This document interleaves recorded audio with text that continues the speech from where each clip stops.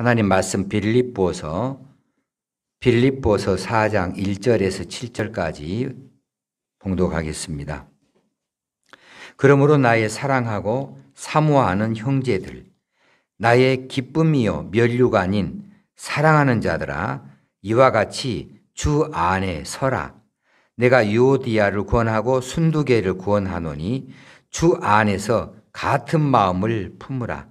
또 참으로 나와 명예를 같이 한 네게 구하노니 복음에 나와 함께 힘쓰던 저 여인들을 돕고 또한 글레멘드와 그 외에 나의 동역자들을 도우라.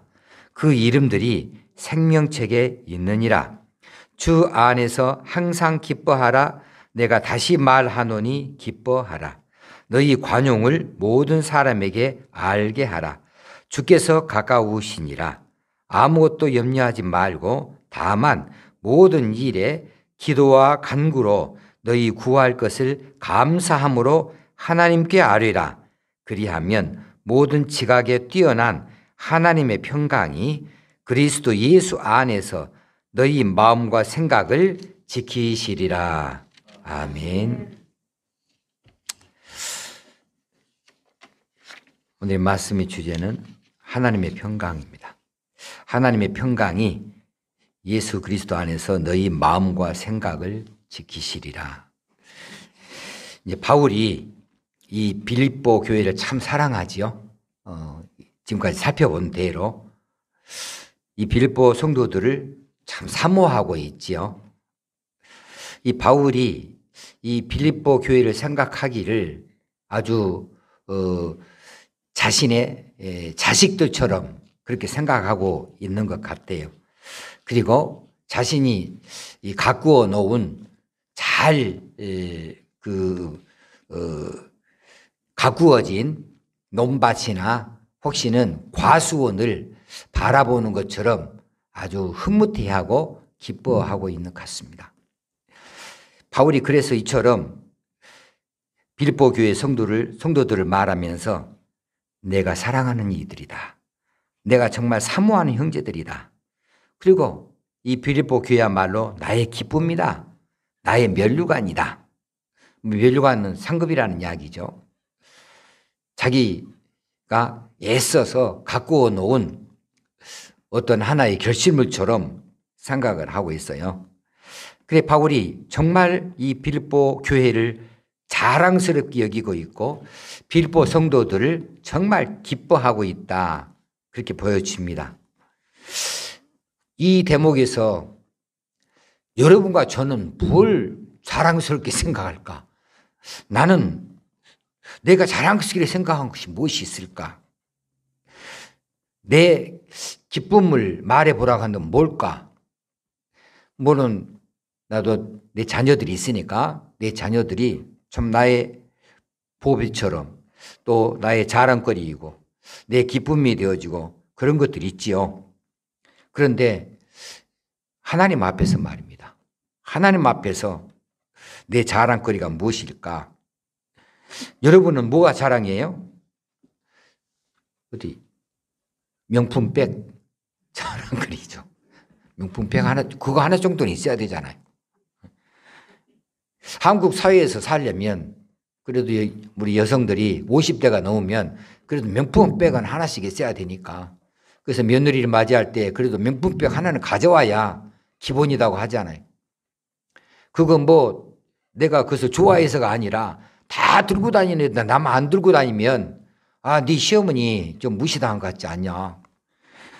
명품백 정말 비가 오면 이 20만 원짜리 머리 드라이 해놓은 것이 망가질까 봐 저기 시장에서 산 가방이 있으면 그 가방으로 머리를 가립니다. 가방은 5만 원짜리밖에 안 되니까 머리 망가질까 싶어서 이렇게 가방으로 덮잖아요, 머리를. 근데 명품백은 어때요? 비 오면은 젖을까 봐 자기 몸품 속에다가 집어넣습니다. 50만 원짜리 옷 속에 넣습니다. 명품백이 더 100만 원이 넘는데 뭐 더 귀하니까. 이게 도대체 무엇이 더 귀한 것인지를 지금 헷갈리고 사는 시대가 됐는데 여러분이 자랑거리가 뭐예요? 그럼 명품백은 아니잖아요. 명품 아파트입니까? 뭐 서울 사람들은 강남에 어디 아파트에 산다. 이게 엄청 자랑거리여서 누가 물어봐 주면 너무 좋게 말하는데 물어보지 않아도 거기 산다고 말한다며. 누가 물어봤어? 안 물어봐도 나 어디 산다고, 우리 집 어디다고, 몇 평이다고. 그게 정말 잘도 살고 있고 정말 그렇게 기뻐할 만한 것인지 자랑거리인지 모르겠습니다. 기껏 그것이 자랑거리일까? 또 뭐 팔불출 중에 하나가 자식 자랑이고 뭐 마누라 자랑이고 그런다는데, 우리 마누라 아주 늘씬하고 아름답고 뭐 아름다운 아내를 자랑한다거나, 또 혹시는 인류대학교 다니고 있는 자식, 얼마나 자랑해요. 그래서 어찌든지 그 말을 뭐 하고 싶어 하잖아요. 그 이야기를 하고 싶어. 권세 있는 남편입니까? 우리 남편 옛날 같으면 정보부에 다닌다, 뭐 청와대에 다닌다, 청와대에서 뭐 하는지는 몰라도 하게 청와대 이바사도 프랑카드 붙인다 갑니다. 청와대 이바사로 뽑혀 갔음 하고 그냥 경축하고 말 입구에다가. 자, 이런 권세 있는 남편이 자랑거리입니까? 여러분의 자랑거리가 뭘까?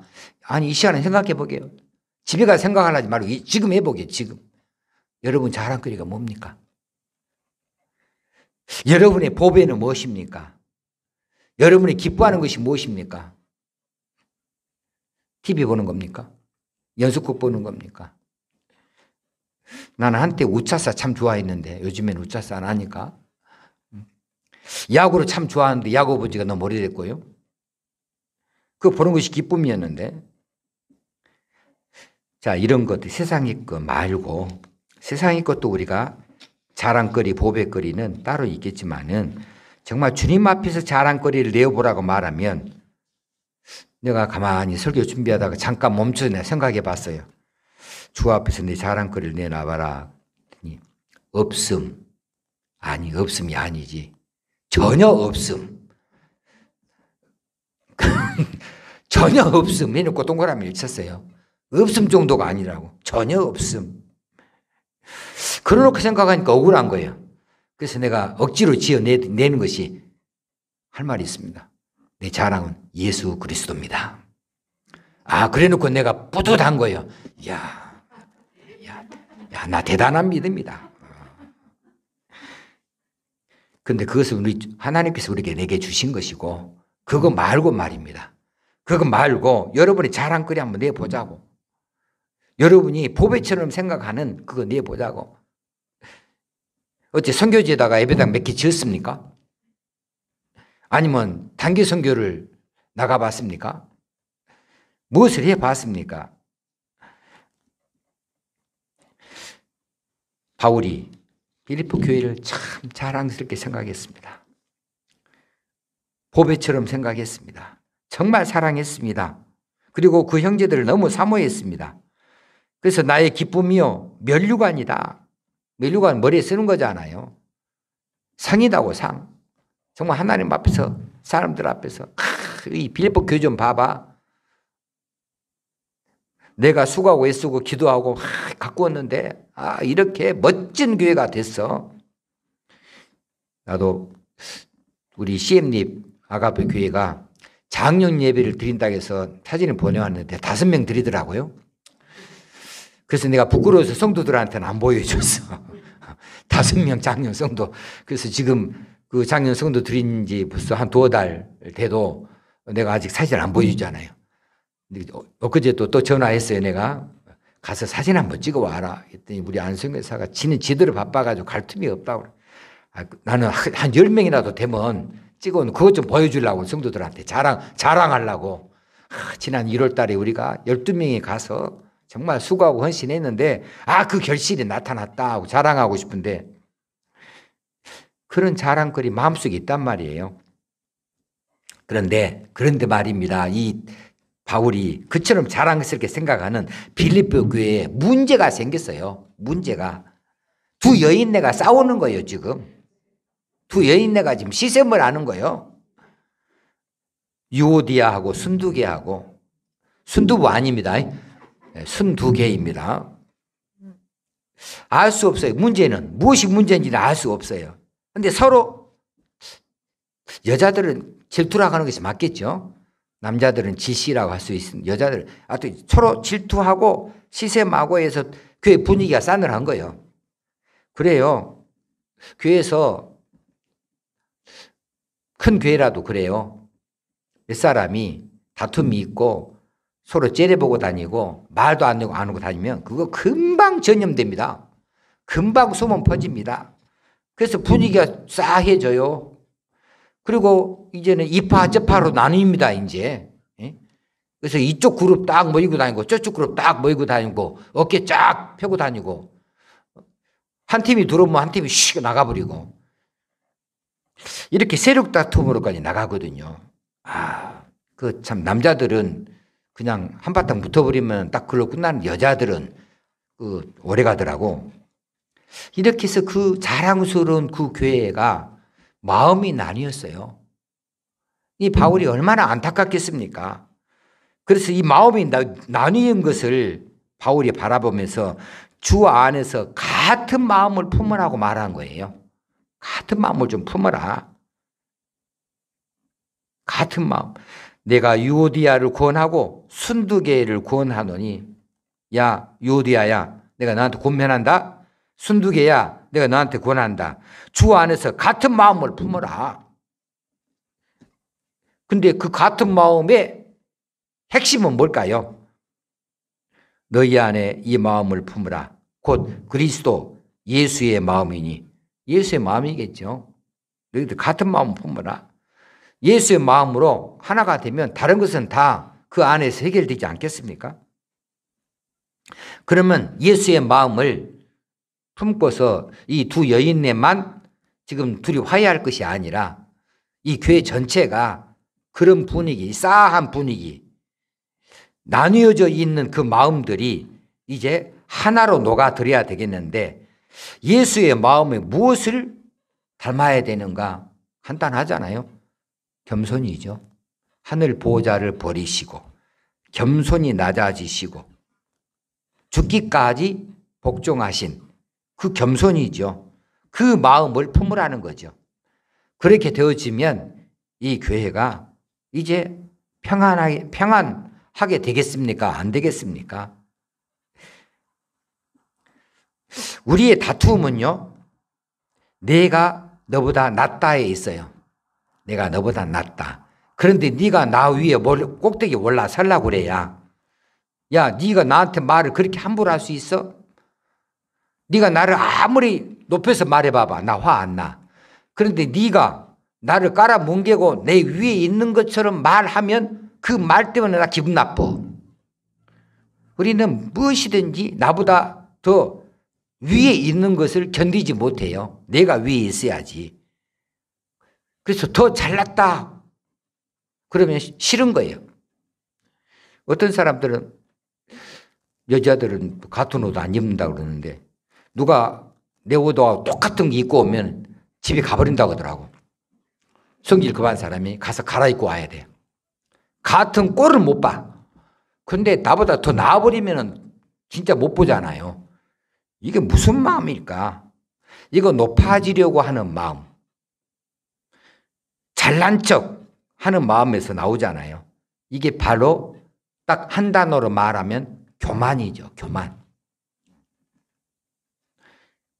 그런데 예수님은 우리에게 몸소 실천해서 보여주셨습니다. 무엇을 보여주셨습니까? 겸손입니다. 겸손. 예수님은 우리의 영혼을 구원하시기 위해서 진짜로 굽히시고 진짜로 안 당해도 될 모든 고초를 다 겪으시면서 구원을 이루어 주셔서 우리가 높아졌습니다. 우리가 높아졌는데 세상의 위인들도 자주 말합니다. 청년들에게 말합니다. 또 정치하는 사람들에게 말합니다. 당신들이 당신들의 꿈을 이루려면 겸손하세요. 겸손해야 남의 밑에 기어 들어가야 그 사람이 당신을 좋아합니다. 맞습니까? 틀립니까? 다 자기보다 못한 사람을 좋아한다니까. 자기보다 예쁜 사람한테 가까이 안 간다니까. 자기보다 조금이라도 좀 못생긴 사람하고 같이 어울려서 내가 좀 돋보이려고 그래야지. 사진 찍을 때 보면 확실하게 드러나더구만.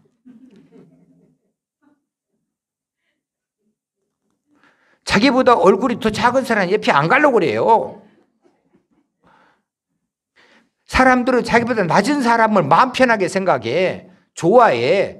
무엇이라도 주고 싶어. 근데 자기보다 뭔가 좀 더 나아 보이는 사람은 공연히 싫어. 그냥 공연히. 아무 말도 안 했는데 공연히 싫고, 그냥 눈 뜨고 다니는 것도 눈이 시리시게 보기 싫고, 코가 조금 높이 들면 콧대를 세운다고 하고 뭐라고 하고, 뭐 하고 다니면 뭐 난치한다고 하고, 언제 누가 말했냐고.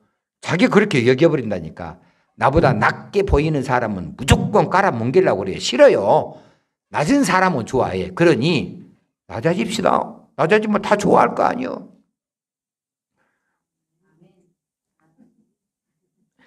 그래, 이 두 사람에게 주 안에서 같은 마음을 품어라.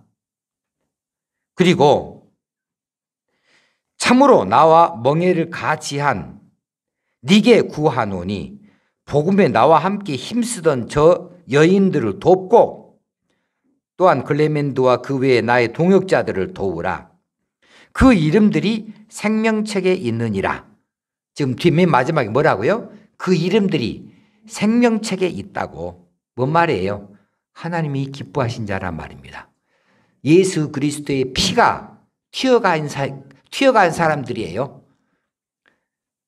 네가 안 입곱게 생각하는 저 순두개, 네가 째려보고 다니는 유오디아, 이 사람도 하나님께서 구원하시는 하나님의 여인들이다. 하나님의 딸들이다. 이들을 위해서도 예수님이 핏방울 튕겨주셨다. 그래서 그들이 그 피로 하늘의 생명책에 기록이 된 사람들이다. 그들 뿐이냐? 그 외에도 나의 동역자들 많이 있는데 그들을 도와주어라.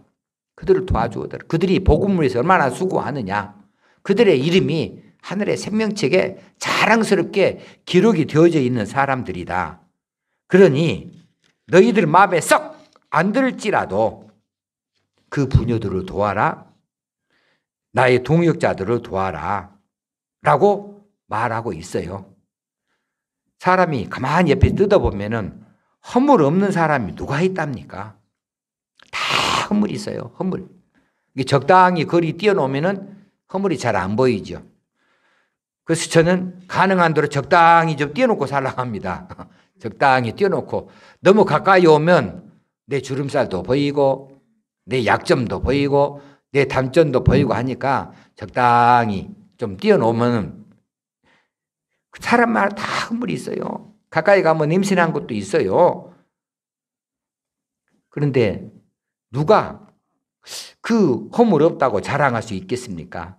누군가의 허물을 찾아내는 그 눈은 자기에게 있는 허물을 찾지 못하겠습니까? 다 허물이 있어요. 그러니까 허물이 있을지라도 그래도 그들을 아껴주고 도와주어라. 그들과 한마음, 예수 그리스도의 겸손한 그 마음을 가지고 한마음으로 그들을 섬겨주어라는 이야기입니다. 하나님 편에 볼 때는 그 사람들 다 소중한 사람들이에요. 소중한 사람들입니다. 그래서 교회 안에서 불평, 불만, 비판, 수군거림 이런 것들이 그쳐야 된다는 거죠. 그런 것이 그쳐야죠. 높여주고 섬겨주는데 어떻게 높여주면서 비판할 수 있겠으며 그들을 자랑스럽게 여기면서 무슨 불평과 불만을 쏟아놓을 수가 있겠습니까? 수군거림을 더 할 수 없는 거죠. 그래서 좋은 말만 하는 거예요. 좋게만 여겨주는 거예요. 약점과 단점은 다 묻어버리고 강점과 장점은 높여주는 거죠. 서로 간에 다 그렇게 하면 다 좋은 거 아니에요. 누가 국무총리를 좋아합니까? 대통령을 좋아하지. 그죠?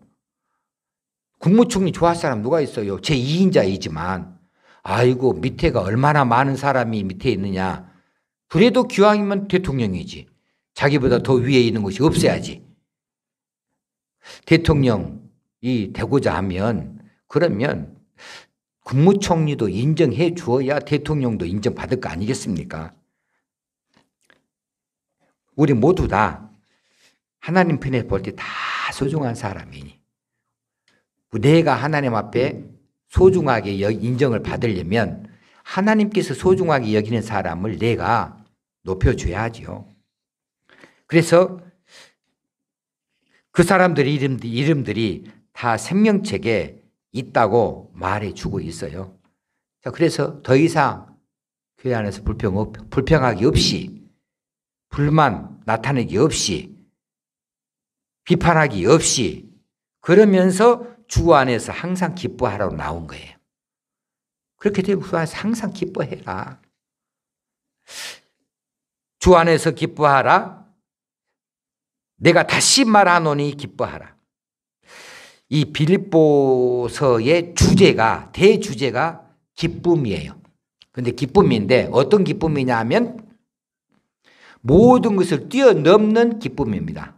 그럼에도 불구하고의 기쁨이에요. 상황을 뛰어넘는 기쁨이에요.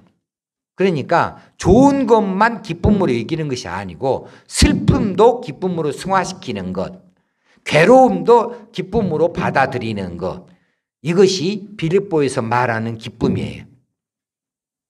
이 짤막한 이 빌립보 성경에 기쁨에 대하여서 말하기를 17차례나 말해요. 17차례나. 근데 여기서 중요한 것은 뭐냐 하면 항상이에요. 항상. 이게 정말 우리로 마음 쓰게 하는 대목입니다. 항상 기뻐하라. 요것이 잘 안 돼요. 아니 잔치집 가서 상 걸기 차려놓은 거 같이 먹자고 하면은 입이 쫙 벌어지면서 그냥 입맛이 돌면서 그냥 뭐 헛기침이 나오면서 얼마나 좋아요. 거기서 성질일 사람 누가 있어요. 그런데 내가 누군가를 그렇게 섬겨야 되고 대접해야 되고 내가 낮아져서 사줘도 좋은 소리 안 듣는 그런 일을 한다면 이것은 기쁜 일이 되지 못하잖아요. 기껏 사줬는데 그런데 돌아오는 소리가 이러쿵 저러쿵 하면 그래서 항상이라는 말은 사실 우리가 받아들이기가 어렵습니다. 사람이라면 정말 이거 받아들이기 어려운 이야기예요. 항상 기뻐할 수 있답니까? 아니 어머니 돌아가셨는데 기뻐할 수가 있어요? 아니 오늘 실직했는데 기뻐할 수 있어요? 오늘 가게 문 열어놓고 손님 한 명도 못 받았는데 기뻐할 수 있어요? 문 닫고 내려오면서 주 안에서 기쁘다 할 수 있겠습니까? 사람인데 쉽지 않지요. 우리 인생길에 즐겁고 신나는 일보다는 슬프고 괴로운 일이 아마 더 많을걸요? 그런데 어떻게 항상 기뻐하라고 그렇게 우리에게 그렇게 명령하고 있습니까? 이거 명령입니다. 이거 명령이거든요. 주 안에서 항상 기뻐하라. 이거 명령이에요. 그런데 어떻게 그렇게 할 수 있겠냐고. 그래 내가 곰곰이 생각을 해봤어요. 어떻게 기뻐할 수가 있을까? 그러다가 그렇다. 지금 그 대목, 딱 그 대목을 보면은 슬퍼요. 딱 어느 기간 요거 보면은 괴로워요. 그런데 조금만 더 키워놓으면은 그거 그렇게 괴로운 일도 아니고 그렇게 못 견딜 일도 아니에요. 조금만 더 키워놓으면. 운동선수들마다 이 말을 좋아한다고 합니다. 야구 선수도 모자에다가 한쪽에 딱 쓰고 박세리 선수도 늘 그 글귀를 늘 읽고 박찬호도 늘 읽고 뭐 그랬다 하던데 무엇인지 압니까?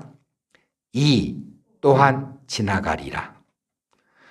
그들이 훈련 과정에서 얼마나 힘들어요. 어쩔 때는 훈련보다 더 힘든 것이 슬럼프입니다. 슬럼프. 밤새도록 연습했어요. 안 돼. 그 안 되는 기간이 한참을 가는 거예요. 내가 왜 이럴까? 왜 이럴까? 그런데 안 돼. 이유 없이 잘 안 돼. 그것 보고 이제 슬럼프라고 하던데, 그럴 때 이 또한 지나가리. 이 또한 지나간다고. 그렇습니다. 우리가 인생 전체를 놓고 볼 때에 우리에게 있는 이 괴로운 시간들이 전체는 아니잖아요. 딱 그 순간 어느 한 대목이고, 또 우리에게 슬픔을 주는 일도 어떤 한 사건에 불과하잖아요. 그거 아니고 전체를 본다고 한다면 우리는 뭘 봐야 됩니까? 뭘 볼 수 있어요? 전체에서 나는 하나님의 백성이, 하나님의 자녀이다. 하나님의 백성이자 하나님의 자녀라는 사실, 이 바탕을 놓고 보면 못 견딜 것도 아니죠. 왜냐?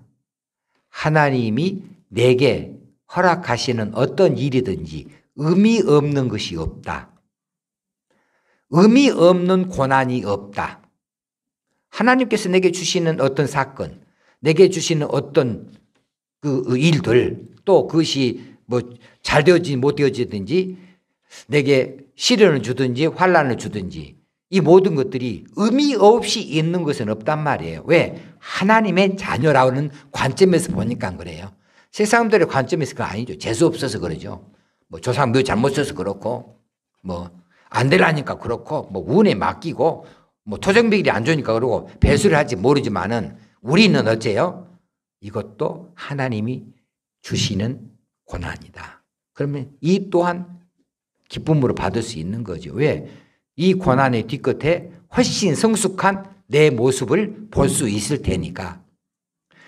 이 과정을 지나고 나면은 훨씬 커져 있는 내 그릇을, 내 신앙 인품을 내가 만날 수 있을 터이니까. 그렇다면 이 훈련, 이 또한 지나갈 이 훈련을 내가 왜 눈물을 흘리며 슬퍼만 할 수 있겠는가? 괴로움만 할 수 있겠는가? 그런 관점에서 본다면 이 또한 기뻐할 수 있다는 사실입니다. 한 걸음만 더 나가면 우리는 이 땅에서의 이런 과정들이 반복적으로 나오고, 또 필요한 때에 또 연단도 주시고, 필요한 때에 또 환난도 주시고 해서 우리가 그릇이 커지고, 그래서 우리가 할 만한, 감당할 만한 그릇이 되어진 다음에 우리가 일하다가 하나님 부름 받아서 하나님 앞에 가면 그 다음도 없어요. 끝. 이제는 그런 연단 끝. 슬픔 뚝. 이제는 더 이상 없어요. 이제 뭐만 있습니까? 기뻐하며 감사하며 찬양하는 일만 남아있잖아요. 하나님 나라에 훈련이 있다고 하는 사람 한번 데리고 와 보세요. 성경이 어디 하나님 나라에서 연단이 있다고 하는 사람 데려와 보시라고. 거기는 그것이 없는 자리입니다. 이제는 안식만 있는 자리예요. 그렇다고 한다면 우리는 그 영혼 세계 앞에서 우리가 지나가고 있는 이 잠깐 한 달 동안의 고통, 괴로움 있다 하더라도 이 영생 앞에서는 눈 한 번 깜빡인 것보다도 더 짧은 기간에 불과하지 않겠습니까? 근데 그조차도 하나님이 나를 사랑하셔서 내게 유익이 되어지라고 주시는 어떤 과정이라 한다면 이 또한 기쁨으로 받을 수 있지 않겠는가 싶은 그런 생각이 들어졌습니다. 그래서 주 안에서 기뻐하라고 하는 겁니다. 주 안에서 항상 기뻐하라고 그렇게 말씀해 주고 있는 거예요.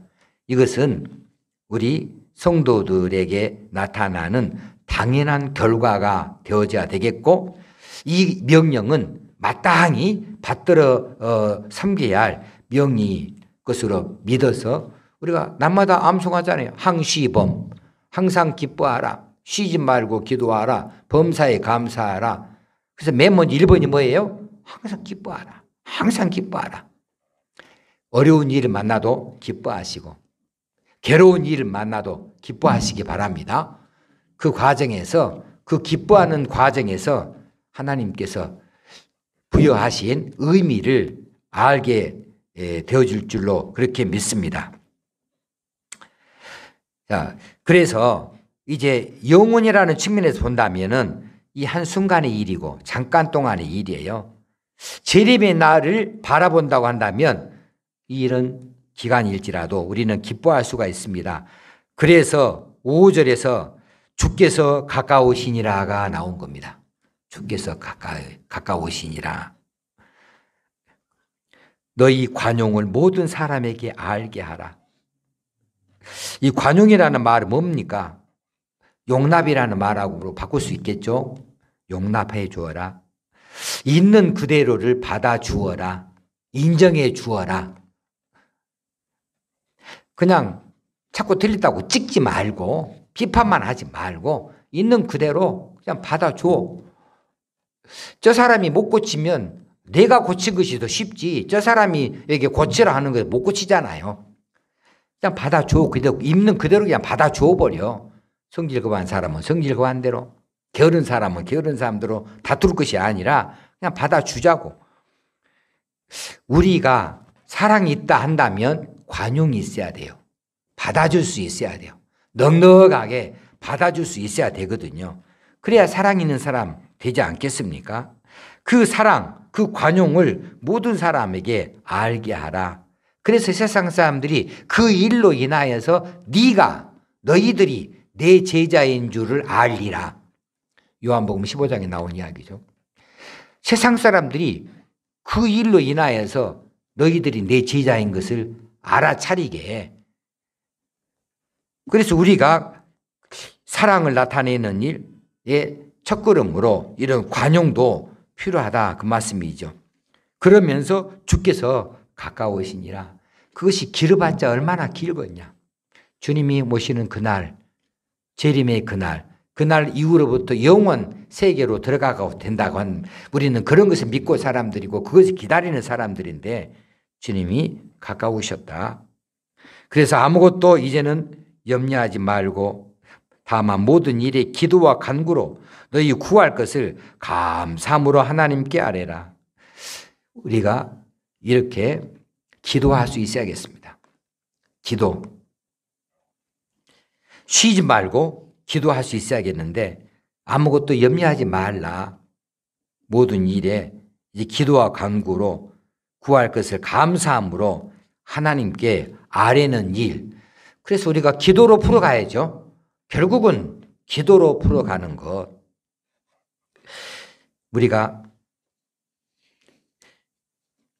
우리가 그것을 구태여 하나님 앞에 아뢰지 않아도 하나님은 이미 아십니다. 그런데 왜 우리 입술을 열어서 구하라고 할까? 우리가 그것을 구하는 과정에서 우리 자신들을 돌아보게 만들고 하나님을 의지하고 앞세울 수 있도록 하기 위해서 우리 입술을 열어서 기도하게 만들어요. 예를 들어 봅시다. 예를 들어서 우리 주님께서 세상 죄를 대신 지시고 인류를 구원하시기 위해서 모든 죄를 십자가에서 지고 죽어주시기 위해서 왔다 그러면 그냥 잡힐 것도 말 것도 없고 제자한테 배신 당할 것도 말 것도 없고 재판 받을 것도 말 것도 없고 그냥 바로 십자가에서 못 박혀서 죽어버리면 끝나요. 그런데 과정이 그렇지 않거든요. 예수 그리스도의 십자가의 고난은 하늘 보좌를 버리시고 이 땅에 들어오신 것부터 시작이에요. 그것부터 시작이에요. 그것부터 고통이고 고난이고 그것부터 자존심 상하는 일이고 그것부터 치욕스러운 일이고 그것부터 출발해요.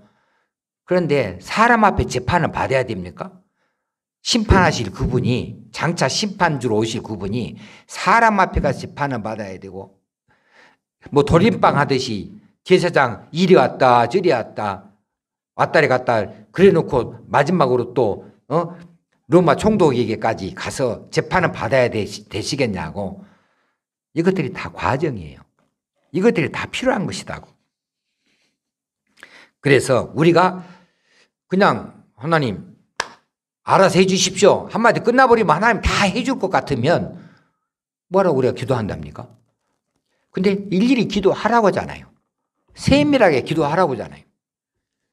그 과정들이 하나님 앞에 나아가는 과정이고 하나님을 전적으로 고백하고 인정하고 그분을 받드는 것이고 의지하고 의뢰하는 것이고 그러면서 동시에 나를 보는 것이고 하나님과의 관계를 맺어가는 것이고 그렇게 하기 위해서 이런 기도라고 하는 과정을 우리에게 하라고 하시거든요.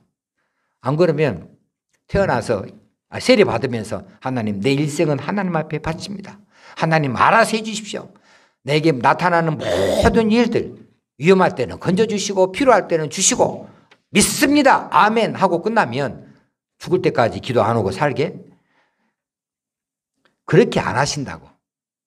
예수님이 금방 그냥 내려오셔서 십자가 얼른 지고 얼른 가셔버리면 구원이 이루어지지 않습니까? 모든 과정이 필요하다니까.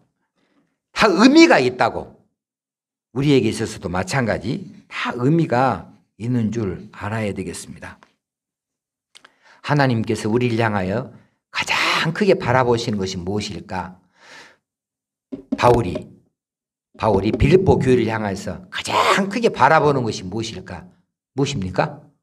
평안입니다. 평안.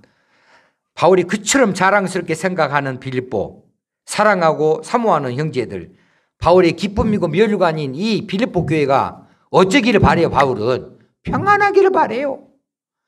강건하기를 바래요. 그래서 합해서 평강이에요. 평안하고 강건하기를 바랍니다. 여러분들은 여러분의 자녀들이 어떠기를 바랍니까? 학교 다니는 아이들은 아침에 학교에 출발해서 집에 하루가 어떻게 되기를 바라요?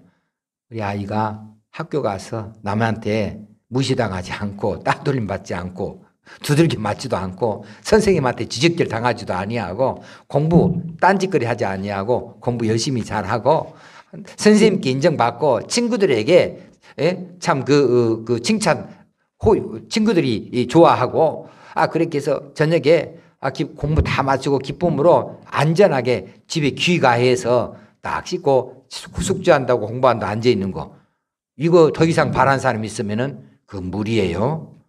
그것도 150점입니다. 그보다 더 바랄 것이 어디 있어요? 이게 평안이에요. 내가 내 자녀에게 바라는 것이 평안이에요. 시집가고 결혼시켰다고 해서 끝난 줄 압니까? 시집가면 시집간 딸, 장가가면 장가간 아들, 걔네들 부부싸움 안 하면 좋겠고 걔네들 자녀들까지도 가지 많은 나무 바람 잘 날 없다고 이제는 걔네들이 키우는 개까지도 염려된다니까. 우리 딸이 키우는 개가 지난 주일날 저녁에 이게 탈출해서 나가가지고 길에서 치여가 즉사해 버렸어. 보동고 살고 애지중지하고 그렇게 애기들이 좋아했는데 한순간에 그 슬픔이 얼마나 큰 슬픔이에요. 한 식구 잃어버린 건데. 그래서 이제는 개까지도 기도해야 되겠다니까. 그래지는 거예요. 평안이 그 가정에 평안이 있기를. 그거 이상 뭐 있겠어요. 평안하면 좋겠다. 우리 아들집도 평안하면 좋겠다. 그 직장도 평안하면 좋겠다. 사업도 평안하면 좋겠다.